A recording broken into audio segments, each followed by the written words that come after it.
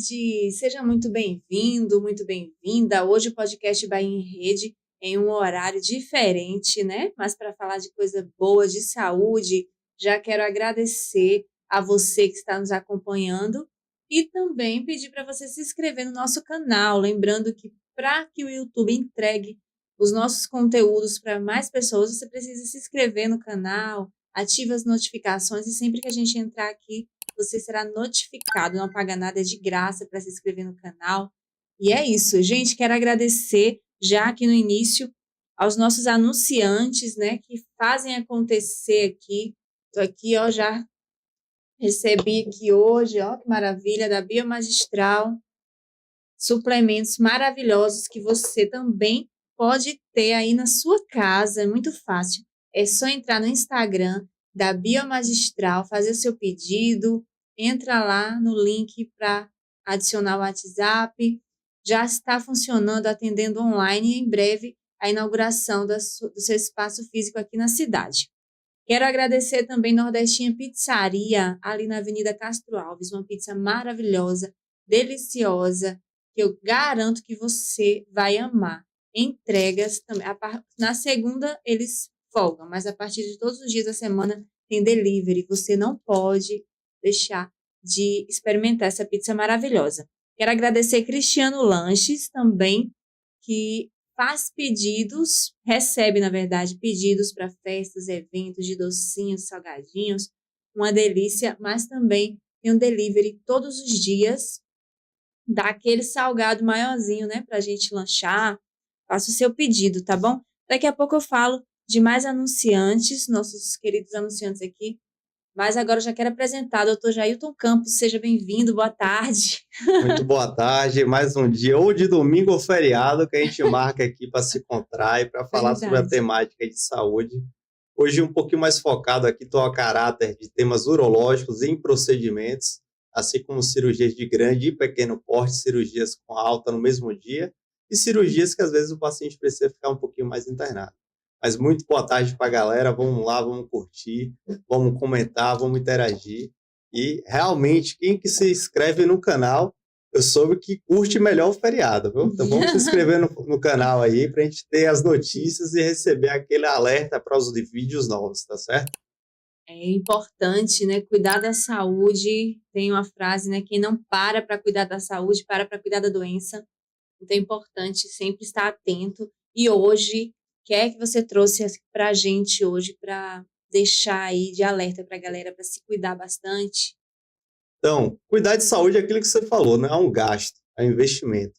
A gente tira um tempo, às vezes a gente se dedica ali 1, 2 dias, 2 turnos, pelo menos a cada semestre, para a gente fazer aquele check-up, aqueles exames de rotina, ver se está tudo bem.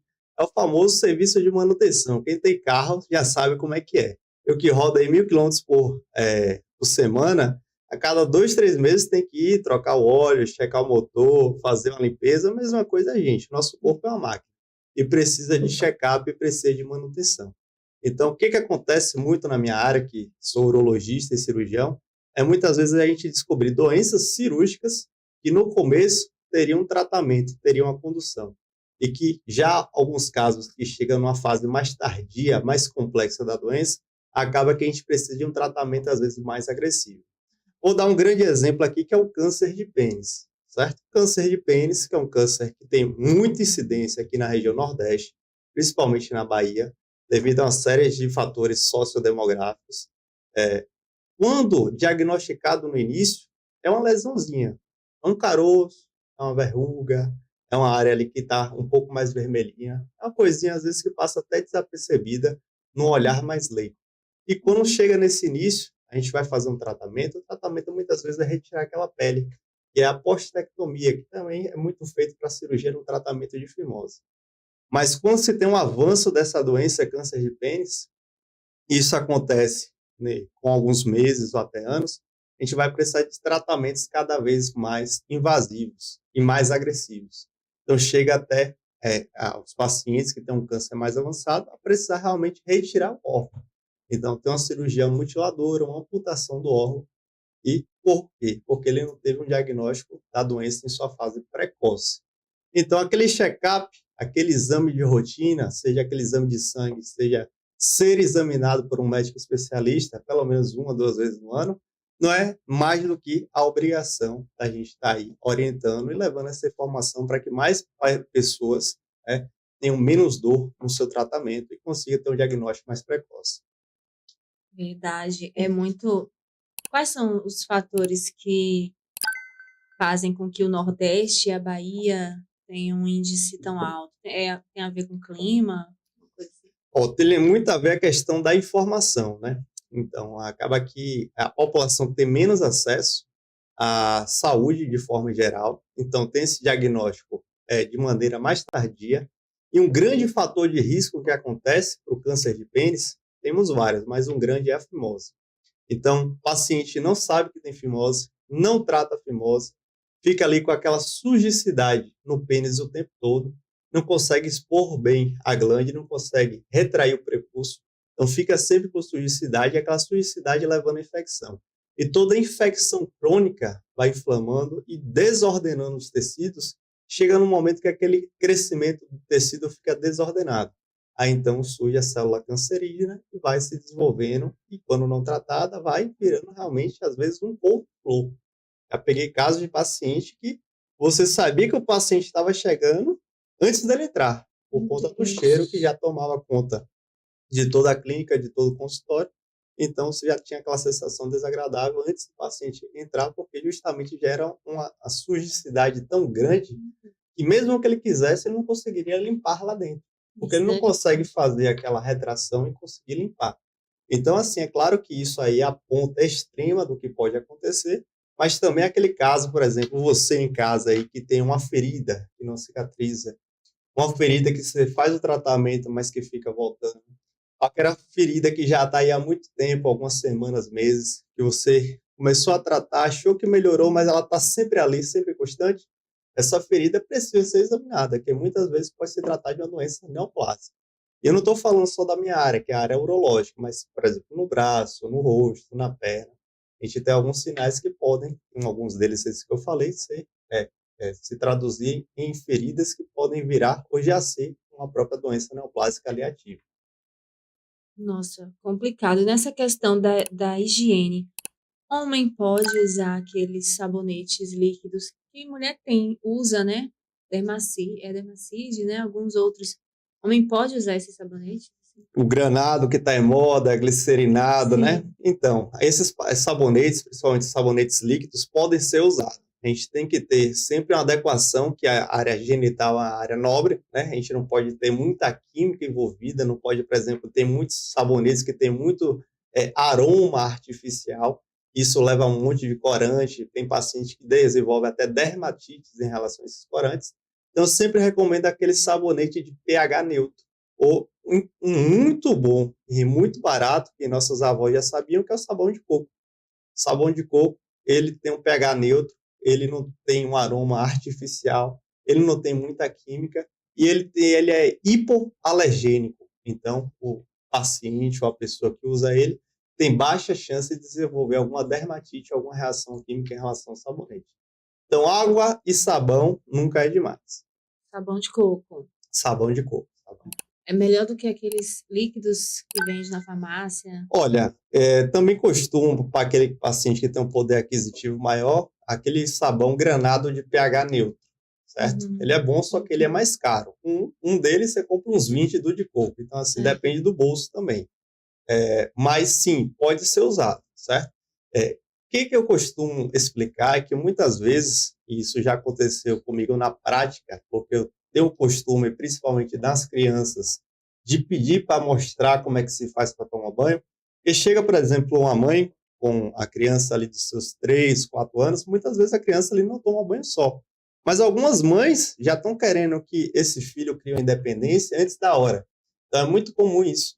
Quem dá banho nele? Não, ele toma banho sozinho. Como assim? Mas não toma direito. 3, 4 anos tomar banho sozinho. É difícil, não é difícil. Toma direito. Faça aí como é que você toma banho. Aí ele vai lá, né? Pega lá a área genital, passa a mão assim aberta e acabou, pronto. Isso aqui você não deu banho, isso aqui você não lavou. Você tem que pegar, né, no caso do homem falando, o pênis, retrair o prepúcio, chegar lá, passar o sabão, tirar todo aquele sebo que fica acumulado, que é fisiológico, mas todo acúmulo pode levar à infecção. Depois de acabar do banho, você vai lá enxugar e devolver para o lugar. A criança de 3, 4 anos e muitos adultos não fazem isso. Então, faz parte da consulta até essa questão de orientação da higiene, de a orientação do autocuidado, para conseguir evitar esse tipo de doença, que é o câncer, mas antes, muito antes disso, as próprias infecções. A gente atende muita infecção de repetição na área genital, que é a infecção do prepúcio da glande, o nome técnico é balanopostite. A gente atende muito, muito mesmo por conta da má higiene. Então, quando a gente vai ver por que está tendo infecção de repetição, por que está tendo tanta infecção urinária, quando a gente vai estudar o caso, quando eu peço ali para mostrar como é que faz, quando eu vou ver, é a questão da deficiência realmente da higiene adequada.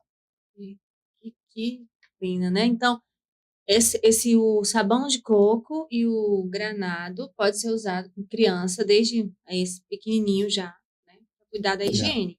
Muito importante essas informações, porque até naquele da dermacite, que é muito conhecido, ele vem dizendo, mania de olhar a bula das coisas.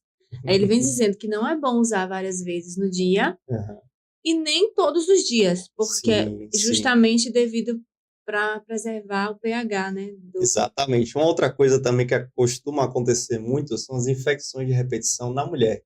Só que a mulher já é o contrário. A mulher já tem aquela mania de hiperlimpeza, hiperhigienização, costuma usar duchas intravaginais, então vai no banheiro, toda hora fica passando ducha, inclusive dentro da vagina, dentro do canal vaginal, e aquela hiperlimpeza, você acaba retirando a flora bacteriana normal. E às vezes uma flora que acomete ali já é uma flora já doente, patológica, diferenciada. Então, por exemplo, a mulher acaba perdendo aquelas bactérias que normalmente ela tem, que não causava nenhum mal, e acaba adquirindo uma bactéria que já é mais patogênica, já é mais virulenta, que tem mais associação, por exemplo, infecções urinárias de repetição.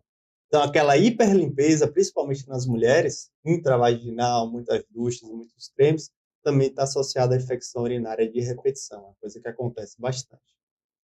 Muito bom, muito bom. Então, mulher e homem só vai quando é no último caso, né? Ainda tem essa mulher. Ou ainda vai levado pela mulher, não é nem ele que procurou. Tem muitos casos assim, que o homem tá com aquela doença, tá se arrastando, inclusive tá até escondendo.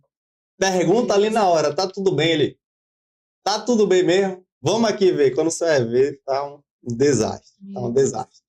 Então, muitas vezes ele, até o final, resiste em dizer assim, não, estou doente, preciso de ajuda. Porque os homens muitas vezes acham que estar doente é perder a virilidade. Estar doente é ser susceptível a não ser mais viril, a perder a potência. Tem esse mito, assim, estou doente, então não sou mais homem. Acontece muito, principalmente nas doenças urológicas. Até uma doença urológica, tem uma doença prostática, tem uma doença do pênis, então não sou mais homem. Então acontece muito esse medo da perda da virilidade. E às vezes eles não admitem a doença, justamente, principalmente ali com os familiares, com medo dessa questão cultural aí de perda de virilidade. Então, assim, muito, principalmente quando a gente fala de câncer de próstata, uma alteração prostática, às vezes até não câncer, doenças benignas, o paciente ali fica com medo, doutor, e minha potência como vai ser agora que eu estou com essa doença da próstata? E muitas vezes não é bem assim, não tem nada a ver. E qual é, assim, de todos esses casos, assim, qual que tá mais, assim, que sempre tá tendo incidência, assim, de maior número, né, entre os homens de doenças nesse sentido? Olha, o que eu tenho percebido muito, não sei o que aconteceu, mas que foi uma série de coincidências, é que nessa semana eu operei uns 5 casos de varicocele. Inclusive 2 na idade que a gente costuma pegar muito, que é de 15 a 30 anos, mas assim, 3 fugiram um pouco do padrão, que já eram pacientes, já é de 30, 40 e o último um pouquinho mais velho, de 50 anos. Para quem não sabe, o pessoal de casa, a varicocele é uma doença da veia. Da veia de onde? Do testículo. Então, nosso testículo ele tem uma série de veias. Essas veias elas são em várias e elas se entrelaçam. Aqui está o testículo, elas vão se entrelaçando e a gente chama isso de plexo campiniforme. Essas veias, elas são um pouco maiores que um cabo desse de microfone é de um cabelo mais grosso. Elas são realmente bem pequenininhas, tá certo? E quando ela vai se dilatando, aumentando o seu tamanho, aquele sangue que era para ir para o testículo acaba ficando preso aqui em cima. Então vai dando aquela dor cansada, aquela dor em peso. O paciente principalmente se incomoda quando acaba o dia, período da tarde. Está muito associado com o pessoal que trabalha em pé, ou o pessoal que trabalha com locais mais quentes. Por exemplo, um dos casos, o paciente era padeiro. Então ele acordava sempre na madrugada. Padeiro, você sabe que acorda cedo, né? Que o pão tem que estar 7 da matina, às vezes 6 da matina pronto. O cara acorda 2, 2h30 da madrugada para começar a trabalhar. E ele começava a trabalhar bem tranquilo quando chegava de meio-dia para tarde, que ia esquentando, que já estava naquela correria de pé, pegando pão, fazendo bolacha. Ele já começava com aquela dor, era uma dor insuportável. Ele precisava parar o trabalho, ia para casa, ficava deitado e me contava que ele já tinha um horário de ir para casa para só ficar deitado mesmo. Às vezes ele não almoçava porque ele queria ficar ali só relaxando para a circulação melhorar. E aí depois desse tempo deitado, ele programava com os funcionários dele voltar e terminar o serviço. Então ele precisava dar um descanso já programado, que isso aí era só piorando. Cada vez mais esse descanso precisava ser maior para ele se recuperar daquela posição ortostática, posição de pé. E isso foi incomodando, incomodando, e quando ele foi ver, já tinha uma alteração mais grave. Porque o que acontece? Um dos graus iniciais da varicocele é praticamente perceptível. Muitas vezes a gente só consegue ver quando tem um ultrassom, que é aquele exame de imagem que o médico passa ultrassom e vai ver ali realmente que tem uma dilatação da veia. Mas, quando se passa um tempo, ele vai crescendo, crescendo, e nos livros tem uma imagem típica de uma bolsa de vermes. É como assim, o testículo fica tão enrugado, mas tão enrugado, que ele parece como se fosse uma bolsa cheia de minhoca dentro. Ele fica com aquelas minhocas, e a veia que era um pouquinho maior que o fio de cabelo, um pouquinho maior que um cabo de microfone, já fica do tamanho de um dedo. Então fica com aquela bolsa escrotal, cheia de minhocas mesmo, porque fica bem tortuoso e doendo. Esse paciente, por exemplo, já chegou nessa fase. E é muito importante frisar que a varicocele ela deve ser tratada logo. Por quê? Porque a varicocele ela prejudica a fertilidade. Então, por exemplo, as crianças de 15 anos, que é quando se começa a ter essas alterações geralmente, se tratadas logo, não vão ter nenhuma consequência. Mas a varicocele é a principal causa de infertilidade masculina. Então, se você pegar, por exemplo, casais inférteis, geralmente 50% culpado é a mulher, 50% culpado é o homem. E aí uns 20 a 30% tem um pouquinho de cada. E no homem, mais da metade da culpa da infertilidade masculina se cai sobre a varicocele. Você vê a importância que se tem em varicocele hoje em dia. E quando a gente pega toda a população, inclusive população normal, sem dor, sem infertilidade, 20% da população vai ter algum grau de varicocele. Mas quando a gente pega o casal infértil, pega lá o homem, aí já sobe para mais de 50% já de presença. Nossa, e essa doença, ela desde o início já é algo cirúrgico ou se começar a tratar no início, não precisa de cirurgia cuidando antes? Olha, a varicocele, ela no início, ela pode não causar nada, então o paciente não vai ter nenhum sintoma, nenhuma consequência. E é como eu falei, é muito comum ter um pouco de varicocele na população normal, mas ele já pode ali, inclusive na criança, não tem dor nenhuma, mas o testículo já começar a ter uma diferença de desenvolvimento. Já peguei casos que, por exemplo, uma criança tinha um testículo normal e o outro já estava praticamente sumindo, bem pequenininho, menor do que uma bola de gude. Isso pode acontecer, porque toda vez que você não tem um sangue insuficiente para chegar nesse testículo, ele vai começar a não crescer, vai começar a atrofiar, diminuir de tamanho. Porque o sangue é o alimento, né, que leva o oxigênio, que leva os nutrientes. Então, toda vez que você tem menos sangue, ele vai reduzindo de tamanho, atrofiando, e pode até realmente assumir. Então, a pessoa pode perder o testículo. E muitas vezes isso acontece sem o paciente sentir qualquer tipo de dor. Mas, como eu falei, alguns casos já vai ter uma dor logo de início. Então, quando é que a gente vai tratar? Quando a gente já tem essa alteração de tamanho de testículo, é um indicativo de tratamento. Claro que não é todo mundo é simétrico. Os homens sabem do que eu estou falando e as mulheres também pelas mãos, mas a gente sabe que tem uma maior que a outra. mas quando já começa a ter ali uns 15 a 20%, a depender da idade de diferença, já é um sinal que alguma coisa não está certa. E uma outra questão de tratamento, né, indicação de tratamento, seria a causa realmente da infertilidade. Então, no homem, a gente tem o exame chamado espermograma, que é o exame que o homem vai colher seu esperma, vai ser enviado para o laboratório e vai ser analisado no microscópio realmente como é que estão os espermatozoides.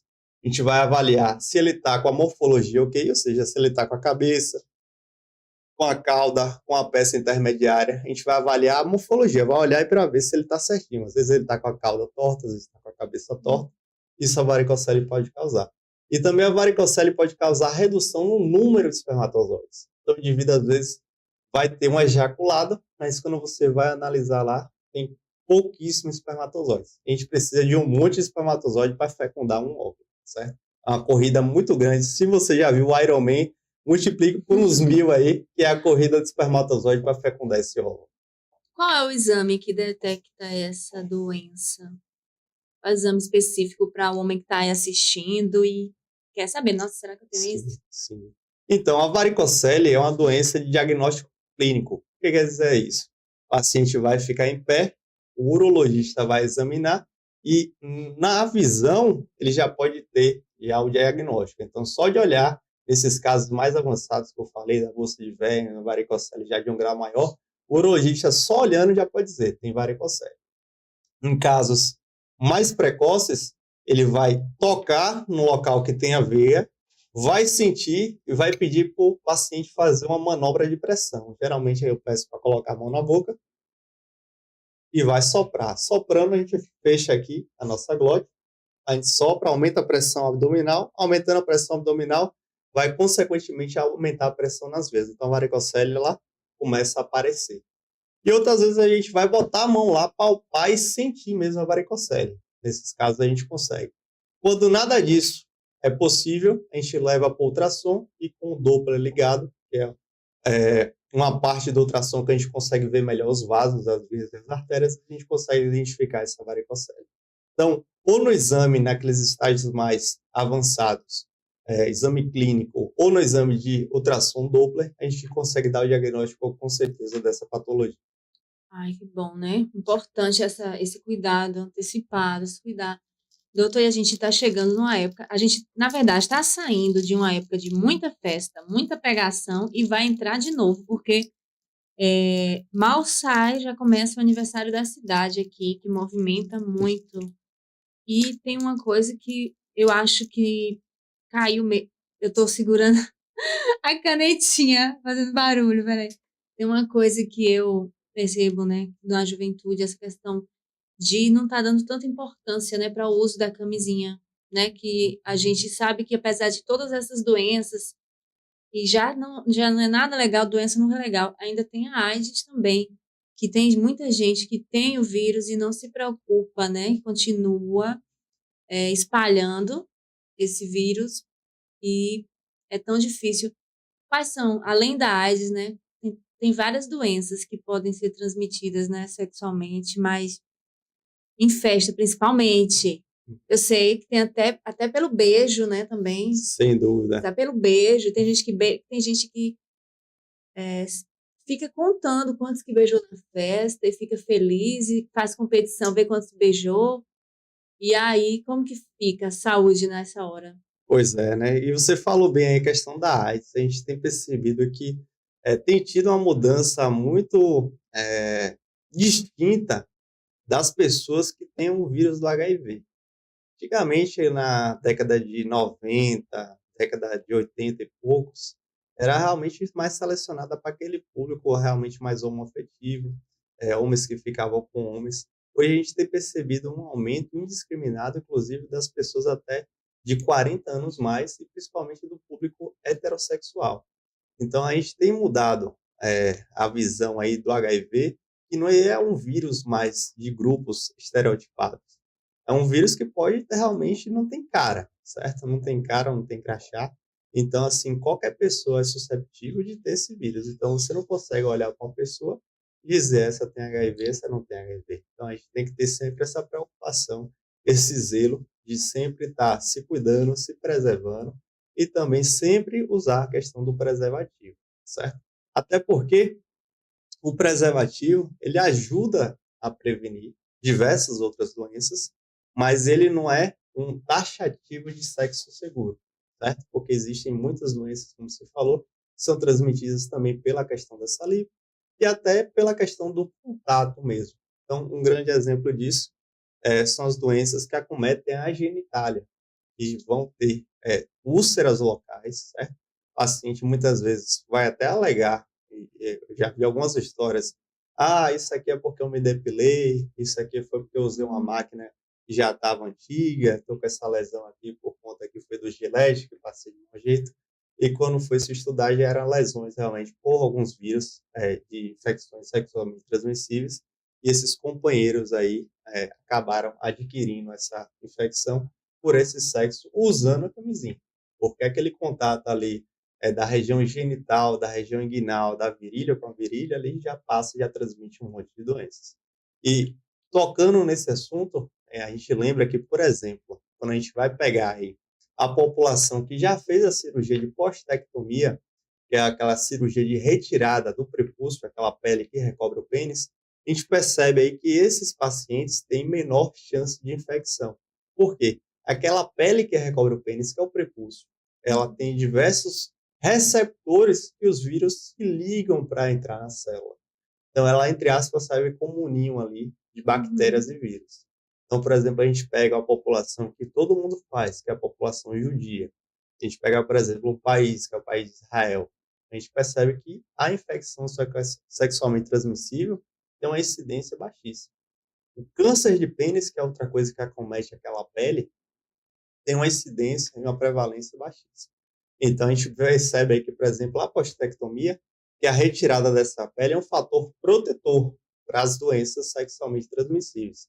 Tem alguns estudos africanos de homens que estavam tendo atividade sexual com mulheres, perceberam que esses homens que fizeram essa cirurgia tinham até 70% menor chance de adquirir o HIV quando feita a relação com uma mulher que tinha HIV. Então, a gente percebeu realmente que a cirurgia de postectomia, a cirurgia, entre aspas, o pessoal fala, tratamento de fimose, é uma cirurgia que reduz aí a chance de adquirir os vírus sexualmente transmissíveis. Olha isso, né? Informação é tudo, né? Informação é tudo. Tem também, eu sei que tem outras doenças que são transmitidas pelo herpes. Herpes é transmitido por Herpes. beijo também? Herpes temos diversos. Herpes é como se fosse um grupo que tem várias coisas lá dentro. Então, um grupo gigante, tem diversos vírus lá dentro. E vírus esses que pegam mais a região aqui de lábios, né? Herpes labial. E temos vírus que pegam mais a região genital, a herpes genital. E a herpes, ela começa de maneira a você sentir, às vezes, um incômodo, uma coceira, uma queimação. Então, muitas vezes não tem nada, mas está coçando, está toda hora queimando. A região ali inguinal, a região dos lábios, tem aquela sensação de formigamento. E vai passando o tempo, aí depois que surgem umas bolinhas. Então, o início são as bolinhas, como se fosse um cacho de uva, só que meio que amarelado, meio alaranjado. E aí depois, quando você percebe, já essas bolinhas já estouraram e fica uns buracos, umas crateras, e nem as crateras da Lua, rasinhas, com as bordas pouco grosseiras, e elas são extremamente doloridas. Então, essas úlceras doloridas, que são precedidas por esses cachos amarelados, aí a gente tem um diagnóstico de herpes. É um diagnóstico que acontece muito, muito mesmo. E existe aí casos de herpes de repetição. Então, a gente, pela questão da rotina corrida, paciente que não come bem, não dorme bem, muito estresse no trabalho, paciente diabético que usa corticoide, tudo isso é fator de risco. Então, tudo que abaixa a imunidade vai aumentando a chance dessas infecções. Inclusive, tem paciente que tem episódio de herpes semanalmente. Semanalmente. Tive um paciente icônico que trabalhava num polo petroquímico. Ele trabalhava 15 dias embarcado, 15 dias trabalho dele era um trabalho mais assim de escritório. E aí ele tinha esses quadros, certamente, assim, faltando 2 dias de ir para a plataforma, ele começava o quadro de herpes. Por quê? Porque ele, toda vez que ia para a plataforma, ele já tinha um estresse grande antes mesmo de ele chegar lá, ele, pela questão de ansiedade, pela questão do componente mental associado, já sabendo que ia passar por um estresse, a imunidade dele já caía e o quadro de herpes reaparecia. Então, ele passava uma semana e meia bem, uma semana e meia com herpes, uma semana e meia bem, uma semana e meia com herpes. E aí, a gente precisou fazer um tratamento de supressão. Então, é um quadro viral que acomete muito e que piora bastante quando a gente tem algum grau de imunossupressão associado. Às vezes não é uma imunossupressão grave, mas às vezes é uma imunossupressão situacional. O paciente que tem uma jornada de trabalho muito grande, está sofrendo com algum transtorno mental associado, algum quadro de ansiedade associado, algum trabalho extenuante, está sofrendo uma ansiedade ali pela questão de realmente do emprego dele, às vezes uma situação dentro de casa também, brigas cotidianas, vai cair na imunidade, ou realmente ele não está dormindo bem, né? Por diversos motivos, até pela questão de lazer, pessoal que trabalha muito, esses profissionais produtores de música, DJ, que não consegue ter uma noite de sono assim cotidiana, acabam tendo imunidade também reduzida. E qual tratamento, assim, para essa doença, herpes? Porque é difícil, viu? Porque eu falar sobre essas questões de doenças sexualmente transmissíveis e tal, em época de festa, os jovens não estão nem aí, né? Não É. tá nem aí, porque acho que quando a gente você vai chegando a uma certa idade, aí você começa a pensar, meu Deus, que isso? Depois você já viu umas fotos na internet, você já leu, no meu caso, alguns livros de anatomia, você começa a ter um pé atrás para certas coisas, realmente. Mas é um quadro, felizmente, fácil de tratar, certo? A medicação ela é muito boa para tratar a doença. Aí o quesito é que muitas vezes a gente não consegue eliminar o vírus. Então, o vírus, inclusive, um dos primos do herpes, que a gente estava falando, que é o herpes mais simples, tem o herpes zoster, ele fica morando, entre aspas, nos nervos. Então, uma vez que a pessoa adquire aquele vírus, ela vai ter para sempre para o resto da vida. O que a gente vai fazer é controlar. Então, muitas vezes ela vai ter um quadro agudo, um quadro ali de doença, a gente vai tratar a doença, a manifestação na pele, a dor que ela está tendo, mas a gente não vai limpar o sangue dela, vai ter sempre o vírus morando dentro dela até o resto da vida.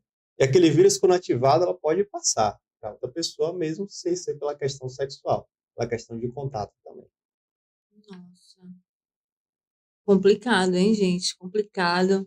Eu quero até trazer, agora nessa época de festa, quero trazer também um dentista para falar, porque o dentista, eu fiz já uma live falando sobre isso, sobre todas essas doenças do beijo e tal. E os jovens aí que vão para a festa agora, né? A festa aniversário da cidade. Sim. Maratonando festa. Sai o São João, já entra direto aqui, é estilo carnaval, né? Micareta, essas coisas. E agora eu gostaria de falar também sobre a questão dos homens, que eles não querem mais ter filho, né? Aí chama vasectomia, né? Vasectomia, É positivo. uma cirurgia tão simples para o homem, né? Sai no mesmo dia e o homem fica deixando as mulheres ir lá fazer, né? Quando a gente compara, né, as cirurgias aí para controle de reprodução, não tem comparação. Você pegar a mulher que vai ter que internar, vai ter que abrir a barriga da mulher, chegar lá na tuba uterina, fazer uma ligadura, certo? E vai ter que passar para aquele procedimento completamente invasivo, que vai precisar de uma anestesia maior. E o homem que a gente faz ali um procedimento que dura alguns minutos com anestesia local e que é pouquíssimo ou não invasivo, tá certo? Então, realmente, assim, em termos de cirúrgico, de controle, a vasectomia ela é altissimamente eficaz e ela é rápida, porque alguns minutos depois o paciente já tem sua cirurgia terminada. Então, eu costumo fazer essa cirurgia de maneira com anestesia local. Então, o paciente, por exemplo, chega no turno das 7 da manhã, vai para o centro cirúrgico, não precisa de jejum, vai ter sua anestesia sendo feita Nem por jejum mim, não precisa. nem jejum Tudo para homem é melhor, não? já para evitar justamente não ter desculpa para o homem que quer fazer. Então, pode ter A tomado mulher tem que ficar café, não sei tranquilo, quantas horas sem comer e morrendo de fome. pelo menos 8 horas de jejum. Olha que absurdo. E tem que estar ali preparada para, se precisar de uma anestesia mais profunda na mulher, ela tem que estar em jejum. Para o homem, Como é alguma coisa ali palpável, local, a gente vai ali no deferente. O que eu costumo fazer? Esse deferente, eu vou separar ele. Então, corto ali 1 centímetro dele. 1 centímetro por quê? Para a gente conseguir, caso esse paciente queira reverter no futuro, não está extremamente distante. Então, com 1 centímetro, eu consigo depois religar, se o paciente assim quiser. Então, a cirurgia que eu corto com 1 centímetro de distância, vou dar um nó de um lado, um nó de um outro e cauterizo por cima. Então, eu faço uma tripla técnica. Eu retiro um pedaço, amarro e cauterizo. Então, com essas 3 coisas, eu consigo uma eficácia muito grande. Então, o paciente, depois de passar dos 3 meses que a gente pede para poder limpar todo o ducto que fica para frente, que a gente cortou aqui, mas o que fica para frente ainda pode ter espermatozoide. Então, depois de 3 meses ou 30 ejaculações, muitas vezes a galera ali consegue até 1 mês isso aí, aquela galera que costuma brincar um pouco mais. Então, 3 meses ou 30 ejaculações, ele já vai conseguir ter a atividade sexual sem ter uma paternidade mais indesejada. Então, a cirurgia que é feita de maneira rápida, o paciente vai embora no mesmo turno, altamente eficaz, e quando a gente compara aí o custo do leite da criança com a cirurgia dessa, parece besteira, viu? Ou Parece se fosse besteira. só o leite, a vida inteira, né? A vida inteira, até Leite, creche, escola, pensão. faculdade. E esse país pode ter algumas dificuldades em termos de lei, mas na aplicação de lei, questão de pensão, acho que é uma coisa Isso que é não. muito rápida e muito efetiva. Então, o pessoal realmente tem que se cuidar nesse quesito. E aquilo que a gente estava conversando com a mulher, né? Muitas vezes usa um anticoncepcional, que tem ali uma carga Prejudica. hormonal, altera toda a questão do ciclo menstrual dessa paciente, tem alterações de humor associado ao Até anticoncepcional. muitas até fisicamente, né? Engorda Fisicamente muito, engordam, emagrece tem muito. acne, tem aquela questão do escape menstrual, muitas vezes alterando ali a rotina da mulher, e no homem realmente é muito mais rápido. E a gente, dessa maneira, com esse tipo de técnica que é feita, a gente garante aí a possibilidade de reversão. É claro que a gente sempre orienta, né, os pacientes que a vasectomia é uma cirurgia, certo? Então tem que ter um profissional adequado, material adequado, ser realizada em um hospital ou clínica que tenha todo esse suporte, que seja regulamentado pela Anvisa, ter toda uma inspeção sanitária para ver se realmente tem um fio cirúrgico adequado, ver se tem um material que está ali esterilizado de maneira adequada, certo? E a gente tem todo esse cuidado, esse zelo para que o paciente tenha uma recuperação rápida. Então, os pacientes, por exemplo, que fazem vasectomia, eles voltam a seus hábitos cotidianos do dia a dia, escritório de trabalho. Tem um colega meu que eu operei, ele é cirurgião, operei de manhã, no outro dia ele já estava operando. Claro que eu falei para ele repousar pelo menos 2 dias. Mas Ele foi como ele era teimoso. workaholic, trabalhava bastante e foi teimoso, como você falou, ele já voltou mais rápido. Mas com 7 dias eu já libero a academia, por exemplo. Academia, crossfit, atividade normal, 7 dias já está 100%. Com 2 dias já pode fazer caminhada, pedal assim mais leve, o pessoal que gosta de correr, aquela corridinha abaixo de 4 km dá para fazer. Então, é uma cirurgia assim realmente de complicações, baixa complexidade, que a gente consegue aí ter mais esse cuidado, esse zelo com o paciente e ele voltar às suas atividades diárias mais rápido. E pode acontecer também de querer reverter, se o homem quiser reverter essa cirurgia, existe a possibilidade e a eficácia, né, de conseguir ter um filho, né, futuramente. Pode acontecer também, né? Às vezes a Isso, pessoa isso. casa de novo, É, aí quer ter um filho, né? acontece bastante também, acontece bastante. Como eu falei, tem algumas coisas na técnica de vasectomia que a gente faz, exemplo dessa separação, não ser uma separação tão grande, a gente não eliminar um ducto de maneira tão avantajosa, é isso, deixar ele um pouco próximo, não colado, né? Mas um pouco próximo e amarrado. Porque a gente puxa pelo fio de um lado, puxa pelo fio de outro, e usando um microscópio a gente consegue fazer uma religadura desse ducto que foi amarrado. Então o paciente acaba retomando sua fertilidade. Mas é claro que quanto passar mais tempo, mais esses ductos vão fibrosando. Então, por exemplo, o paciente que opera a vasectomia com 1 ano, 2 anos, vai ter uma chance altíssima de recanalização. O paciente que passa 15, 20 anos, essa chance já vai diminuindo. Então, a gente sempre orienta a vasectomia para pensar como se fosse um procedimento definitivo, mas para aqueles arrependidos que acabam separando Uhum. ficando com outras pessoas que querem ter uma nova relação com um novo filho, a gente oferece essa possibilidade. Mas tem que pensar bem primeiro, né, ter Tem que certeza e pensar bem. tal. A vantagem é que, por exemplo, para os homens, a gente teve uma mudança grande na lei. Questão da idade, que antes era 25 anos e precisava da companheira ou do companheiro assinar ao termo, hoje em dia, pela lei, o paciente pode chegar e fazer sem precisar pedir autorização a mais ninguém. Se for solteiro.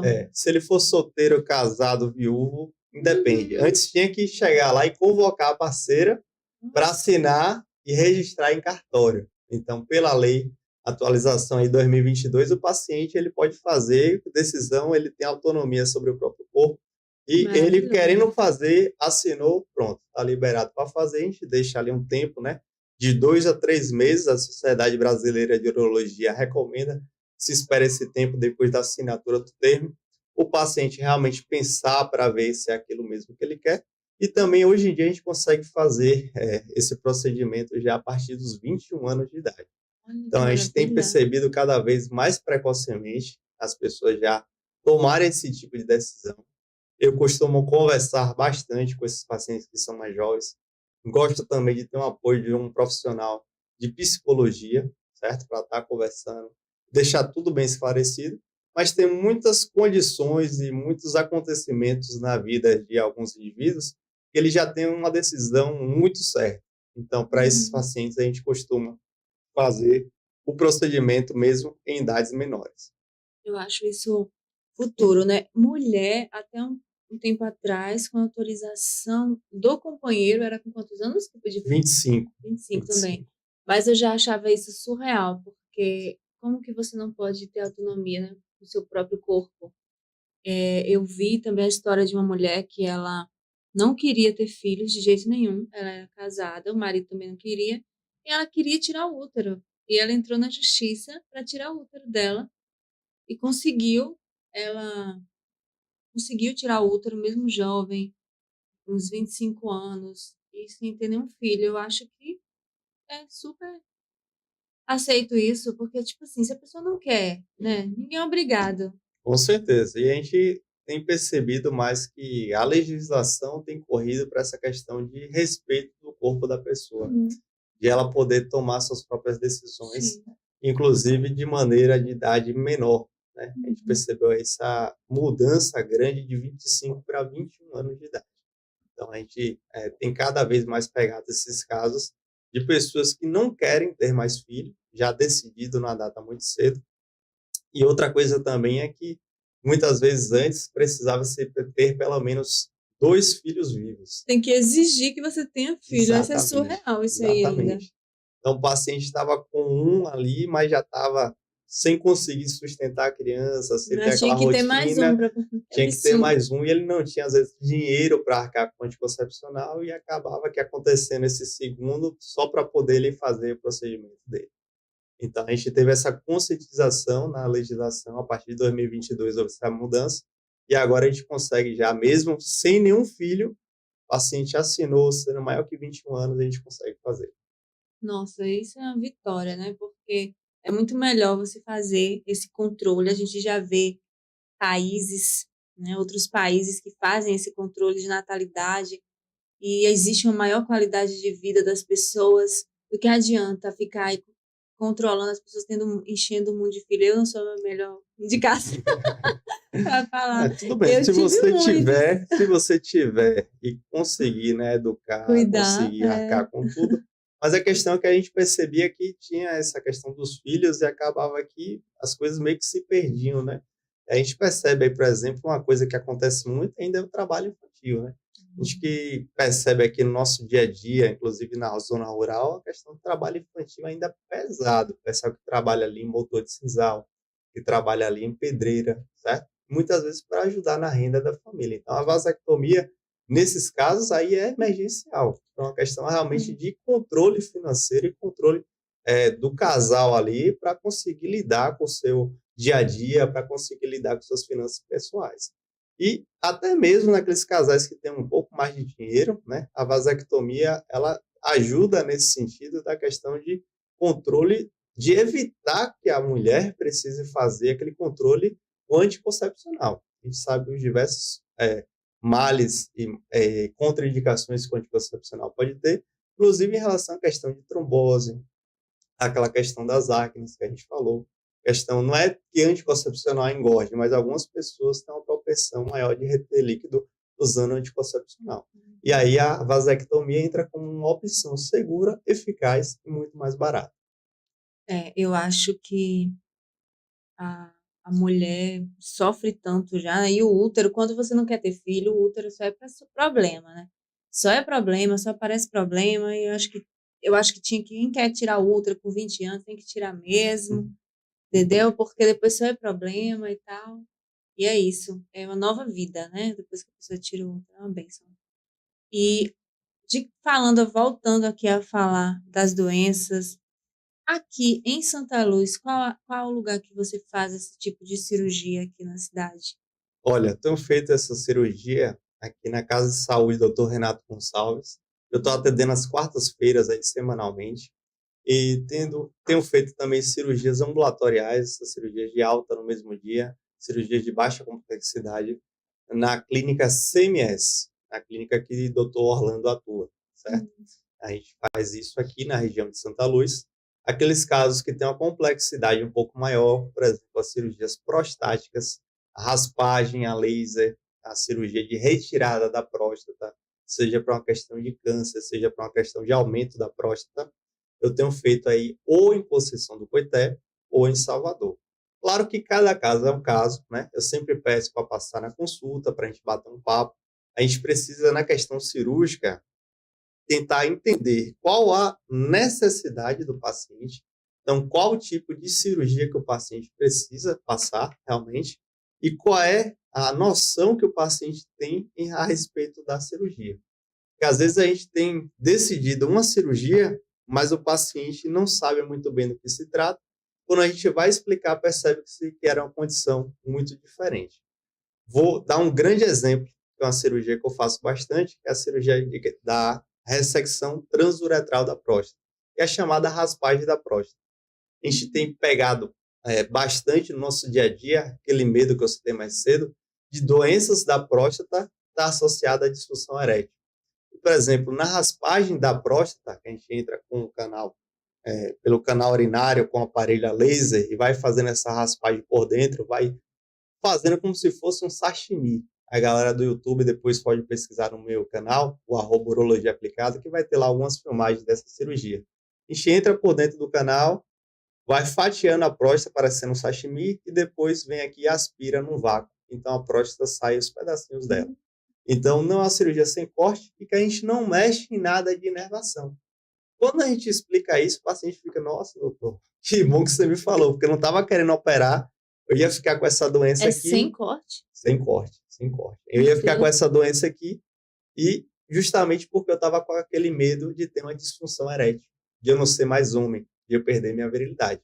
Então, a cirurgia de raspagem da próstata, que eu faço bastante, é muito comum precisar ser feito por esse aumento da próstata, não é a cirurgia que leva à disfunção erétil. Então, às vezes, quando você esclarece isso, fica aquele mar de tranquilidade em relação ao paciente. Então, por isso que eu gosto que passe na consulta para a gente poder deixar tudo bem claro como é feita a cirurgia e poder fazer as orientações da questão do resguardo. Tem um paciente meu que me disse uma vez, eu lembro bem, que mais importante às vezes do que a cirurgia é o resguardo que o paciente vai dar da cirurgia. E isso não é mentira. Às vezes você fazer ali uma atividade a mais, fazer uma atividade que não era para ser feita naquele período de recuperação, você pode não só se prejudicar, mas até às vezes perder, entre aspas, a cirurgia. O paciente tem que ser reoperado, né? Porque não deu resguardo adequado. Por exemplo, uma cirurgia que eu tenho feito bastante também é a cirurgia de hidrocele. Para quem não sabe, em casa, a hidrocele é quando você junta muita água dentro da bolsa escrotal. Então, meio que o testículo fica ali boiando dentro da bolsa escrotal e o paciente vai com a bolsa crescendo, crescendo, crescendo, às vezes bate no joelho mesmo. Bate no joelho. Quando chega naqueles casos que tem elefantíase, que tem muito edema, que não se cuidou, fica realmente muito grande. Então, para que isso não aconteça, a gente faz uma cirurgia que a gente vai pegar e inverter a parte de dentro e fazer com que esse paciente tenha toda essa água presa retirada. Isso eu volto depois costurando em 3 ou 4 camadas de dentro para fora. E teve um paciente que era metido a namorador, Olha. 2, 3 semaninhas no resguardo, né? Não só quis fazer a relação, não foi só um romance, quis fazer algo a mais ainda Meu Deus. durante essa relação e arrebentou tudo. Meu Então, Deus. além de perder a cirurgia, entre aspas, que teve novo líquido acumulado, foi difícil porque ele teve ainda um vaso que se rompeu Maluco, doido. dentro da bolsa escrotal. E essa bolsa aqui, ela cabe muito líquido. Ela é como se fosse uma bexiga, né? Você vai soprando, vai enchendo, vai soprando, vai enchendo. Então foi acumulando sangue, acumulando sangue, acumulando sangue. Ele desenvolveu anemia, precisou tomar sangue na veia, porque acumulou tanto sangue baixo que ele ficou anêmico e precisou de uma nova cirurgia de urgência. Então, mais importante do que a cirurgia, muitas vezes, é o resguardo. Então, vamos ter resguardo, vamos respeitar o pós-operatório, vamos seguir as orientações que o urologista, que o médico cirurgião está passando, para a gente poder ter uma boa recuperação e a gente poder ter uma volta às atividades de maneira organizada e satisfatória. Olha aí, que juízo, viu? Tem que ter cuidado, porque cirurgia, por mais simples que seja, não é brincadeira, né? Galera, agora eu quero agradecer também aqui rapidinho a Império Solar Brasil, viu, gente? Energia solar é na Império Solar Brasil, Iron Valley Academia, que está bombando aqui pertinho na Avenida Nilton Oliveira Santos. Corre lá, já começa a fazer sua malhação. Doutora Mágila, quero agradecer a doutora Mágila também, que em breve quero trazer ela aqui para a gente falar sobre saúde bucal. Vai lá no Instagram, segue o Instagram, agenda o seu horário, cuidar do seu sorriso, que saúde também começa pela boca. Quero agradecer Renato Cel também, viu? Para você ficar com aquele celular da moda mesmo, com câmera boa, tudo lá no Renato Cel, pertinho do Tanque Grande, a loja dele. Corre lá. Café com K também, ali no Shopping Destaque, fazer o seu café da manhã reforçado, ou café da tarde, passear no shopping, fazer a comprinha, passa lá no Café com K. Quero agradecer a Farmácia da Família também, viu? Para você comprar seus medicamentos, pedir delivery, fica ali pertinho da clínica de Dr. Renato, perto da praça de alimentação. E agradecer também Lucas Vitória Arquitetura, se você está com um projeto aí para fazer, não perca dinheiro, nem perca seu tempo, nem faça trabalho 2 vezes, corre, entra no Instagram e já faz o seu orçamento aí do seu projeto com Lucas Vitória Arquiteto. E agradecer também Sabor do Pão, uma padaria maravilhosa, aberta de domingo a domingo, viu? Hoje, feriadão, eles estão lá também, viu? Funciona de domingo a domingo, pão maravilhoso, água mineral, tudo que você imaginar é no Sabor do Pão. E é isso. Vamos falar agora de que mais, doutor Jailton? O que mais que a gente vai alertar essa galera aqui de casa? Pronto. Aproveitar que a gente está nessa deixa aí, falando das pequenas cirurgias, né? Dos procedimentos que a gente pode realizar. Uma coisa que eu tenho visto muitos pacientes aí que a gente acaba banalizando aquelas lesões verrucosas, tá certo? Aquela verrugazinha, que alguns até adotam uma verrugazinha de estimação. Muitos dão até apelido para ela, certo? Então, aquela verrugazinha ali pode ser um sinal. Na genitália? Na genitália, na região inguinal, aqui na virilha, certo? Tem também as verrugas perianais, certo? As verrugas que ficam ali perto da borda anal. Então, tenho percebido assim, porque o paciente chega para mim, às vezes eu vou fazer um ultrassom, às vezes eu vou fazer um exame físico, a gente percebe aquela verruga, mas que muitas vezes o paciente nem se queixa, nem toca no assunto. E quando a gente vai ver, já é alguma coisa assim bem razoável, certo? Então, assim, pode ser um sinal de uma infecção por vírus. As verrugas, elas podem ser um sinal de infecção por vírus, inclusive, muitas verrugas podem ser lesões pré-neoplásicas, ou seja, as lesões que antecedem o câncer. Então, quem tiver sua verruga aí, mesmo que seja de estimação, se você não quiser retirar, eu recomendo que retire, mas se você não quiser retirar, que pelo menos leve para ser analisada, para ser avaliada, para ver se realmente é apenas uma verruga simples, entre aspas, um sinal, que o pessoal fala, ou se é uma coisa ali já associada a uma infecção viral, ou até já um acometimento neoplásico. Então, as verrugas, principalmente genitais, estão muito associadas a diversos vírus de infecções sexualmente transmissíveis e que muitas vezes precisam ser retirados.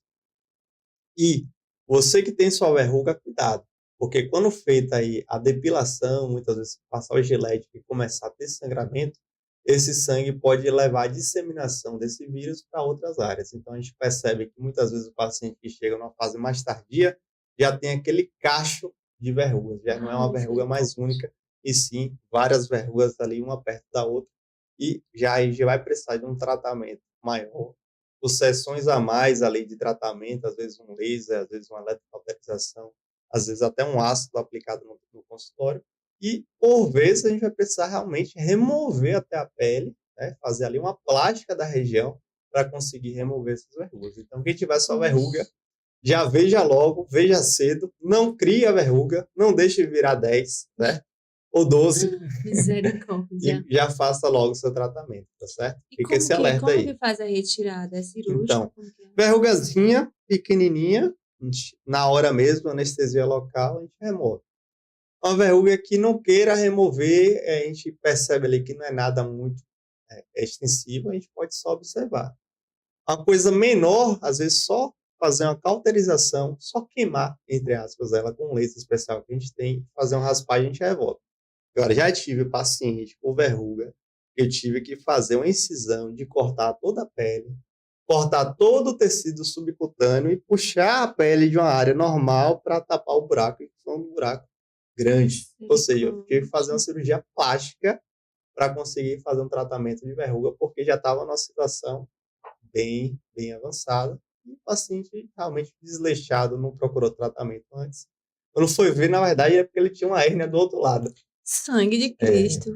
Não, doutor, tô com essa hérnia, eu olhei para a hérnia pequena, nada demais. Quando eu olho para a verruga, você veio por causa de quê mesmo? Não, tô, essa hérnia aqui. E esse outro lado aqui? Não, esse aqui eu já tô aqui há muito tempo. Já pode deixar. Deixa aí. Quase que eu pergunto qual apelido que você deu aí para essa verruga que você tá tendo aí. Ô, Jesus. Tô indo de nervoso. Mas isso aí não foi nenhum nem dois, não. É muito comum o paciente ter a verruga de estimação. É muito comum. Fica aí esse alerta que pode ser um sinal de uma coisa maior. Então, vamos ficar espertos. Nossa, nada de verruga, viu, gente? Misericórdia. Gente, estamos em quanto tempo aí de episódio? 1 hora. Doutor, qual agora que você vai falar? Pra gente já começar aí finalizando. Diga aí, o que não pode O pessoal já tá ansioso aí para curtir o feriado, né? Quem? O pessoal tá de casa aí, cadê os comentários? Alguém mandou pergunta, se tiver alguma dúvida aí é a hora da gente estar falando. Ou tá tudo bem já. Tá todo mundo curtindo. Isso aí. Mas o importante é cuidar da saúde primeiro, depois divertir. Eu acho que, na verdade, as pessoas foram para a festa esses dias, né? Hoje já é o descanso. Já é o descanso, já é o descanso. Verdade. Acho que hoje não tem festa em nenhum local aqui, não. Foi o último dia ontem, retiro? Eu sei que eu estava vindo, eu atendi hoje em Pé de Serra, por incrível que pareça, tiveram pacientes. Foi.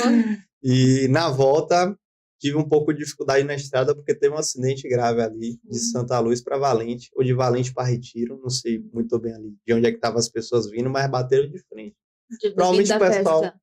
Provavelmente o pessoal bebendo da festa, porque o acidente foi logo na madrugada, bem cedinho. Então fica mais uma vez, né? A gente fala sempre, tem o Maio Amarelo aí que chama atenção para esses traumas. Eu mesmo já dei muito plantão no HGE, já vi muitas mortes, muitas pessoas assim, com acidentes graves, perder perna, perder braço, de ficar com o osso da cabeça lá de fora por conta de realmente, né? Você tá ali dirigindo, pilotando, bebendo. Então fica esse alerta final pro pessoal de casa aí, se for beber, não dirija, não pilote, tá certo? Peça só Uber, organize a casa de um amigo para dormir perto e evite pegar a estrada. A gente sabe que nossa estrada aqui já não é estrada boa, é uma estrada que tem buraco, que tem animal, que não é sinalizada, não tem acostamento, e ainda beber, então fica muito perigoso. E com sono de uma noite de festa, é muito complicado, né? E acho que quando a gente pensa em tudo que envolve, né, uma noite de festa, tem que pensar 10 vezes. E para a gente finalizar, o que a gente vai falar para a galera aí sobre cuidar da saúde que a gente não falou até agora? Pronto, fica aquele alerta para o pessoal que está em casa, que mesmo sem sentir sintoma, né, a gente deu aqui diversos casos, diversos exemplos de situações no paciente que nada sente e quando foi ver já estava com a doença um pouco mais avançada. Então, volto a bater nessa tecla da prevenção. Hoje a medicina trabalha muito na prevenção, de fazer um diagnóstico mais precoce ou até prevenir que a doença aconteça. Então, para você que não fez seu check-up, não teve sua avaliação, não fez seu exame de sangue rotineiro, não fez seu ultrassom rotineiro, procure aí um médico de confiança para fazer seus exames, para ser avaliado, para tirar dúvida.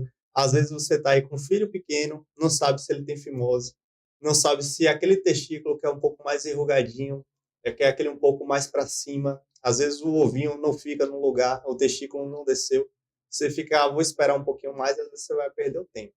Então, por exemplo, a criptorquidia, que é quando o testículo não desce, ela, quanto mais tempo passa o testículo fora ali da bolsa escrotal, mais tempo a gente tem de câncer de testículo e menos fertilidade vai ter para esse paciente. Então, as mães aí às vezes perdem tempo, às vezes vai chegar e já está avançada, a gente precisa remover o testículo, a criança fica apenas com o testículo, às vezes fica sem nenhum. Então, é difícil.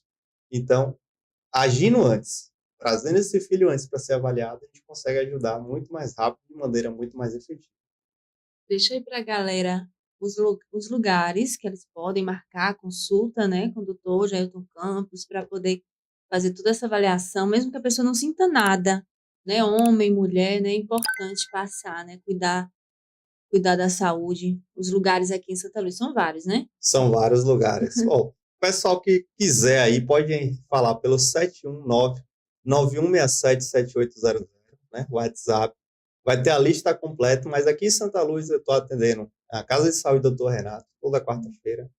Atendo na CMS, que é do Dr. Orlando, e atendo também na Humanamente, ali perto do hospital, e também na Clifem, do lado do Colégio de Ação. Então, assim, para onde você for na cidade, você me encontra, basta querer. E quem não for da cidade, manda no WhatsApp ou entra no meu Instagram, @urologiaaplicada, repetindo, @urologiaaplicada, manda um inbox que a gente vai mandar ali a lista de endereços completos. Ótimo. Então é isso, galera. Quero agradecer, doutor Jailton Campos, por estar aqui hoje no feriadão falando da saúde, deixando sempre aqui uma vez no mês para a gente falar, né, sobre a saúde, que é importantíssimo. E vamos fazer um quiz depois aí no Instagram sobre as principais dúvidas do público, né? Para a gente fazer um episódio planejado, né, por eles. Vamos fazer um quiz ali do que eles mais querem. Combinado. Vamos colocar os temas fogo aí. Fazer uma enquete, né, sobre o que eles querem falar. Vou dar alguma sugestão, ó. Prótese peniana, disfunção erétil, muito em voga, certo? E tem muita coisa acontecendo aí, muita novidade também em aumento peniano. Sim, essa questão de sexualidade, de andrologia, parte hormonal da questão da testosterona. A gente vai lançar essa enquete aí, pessoal de casa, fique esperto. A gente vai lançar algumas perguntas aí e a gente vai montar um bate-papo de perguntas e respostas. Uma ideia muito boa. Você faz essa de aumento? Faz? A gente tem a técnica Urofil, que é com preenchimento com ácido hialurônico, que a gente consegue bons resultados. Existem casos e casos, né? Existem outras técnicas de enxertos, retalhos, plásticas, mas existem casos de apenas preenchimento, que é uma coisa rápida, fácil, e de que dá para fazer sem internar, certo? E a gente consegue fazer. Então, tem muitas novidades no mercado hoje, e tem mudado muito essa questão da sexualidade, dessa questão da nossa visão do próprio corpo e da nossa autoestima. Isso ficou muito em alta por causa de um cantor que fez, né? Um cantor, esqueci o nome dele. Que fez e disse, que eu conheço vários que fizeram e não disseram. Porque ele falou, não teve vergonha de falar. Eu esqueci o nome dele, mas ele falou e tal, ele namora com a Tânia Mara, né? Um cantor famoso e tal. Mas é isso, então vamos falar, vamos ver no próximo episódio, vamos lançar essa enquete. E até a próxima, né? Tchau, tchau. Até a próxima. Tchau, pessoal.